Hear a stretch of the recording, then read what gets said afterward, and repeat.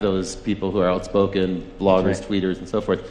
Now, Bruce, I put this picture in for you. So why don't we go to this picture full, Ken, if we can show this to the audience.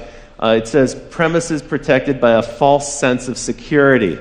You coined the term security theater. And tell me a little bit about that, because this is how most Americans experience the federal government most frequently now. Is as we go through an airport, we get an encounter with a federal official, right? I mean, it's actually amazing that for most of us, the way we interact with national security is the TSA at airports. Yeah. So security theater is security that looks good but doesn't do anything.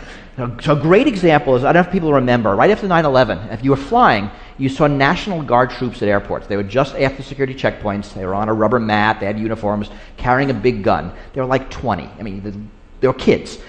Those guns had no bullets. Because, I mean, right, they were kids. This would be dangerous. That's right, security theater. It looks good. It might make you feel better, but it's not gonna do anything. Has the TSA program been effective? I mean, are there that many people trying to smuggle weapons on airplanes? Are they going to repeat the same attacks of 9/11? You know, so it seems not. I mean, I always think of the game this way, right? It's sort of us versus the terrorists.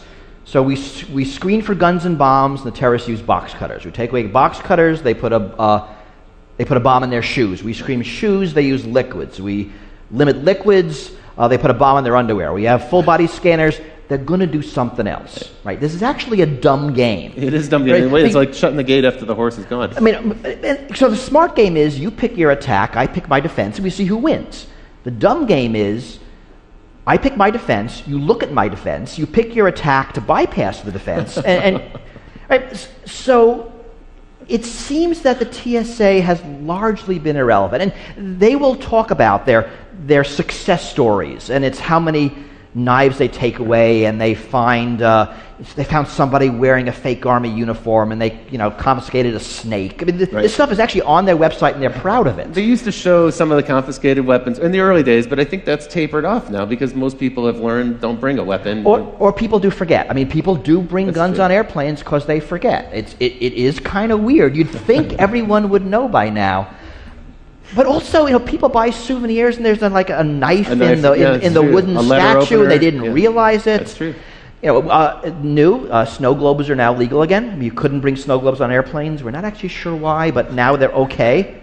So all you snow globe collectors can. I mean, and the sort of elephant not in the room here, right, is that there's just a limited number of terrorists. This is like a line of work where if you're really competent, you blow yourself up. It's a sort of an anti-Darwinian effect.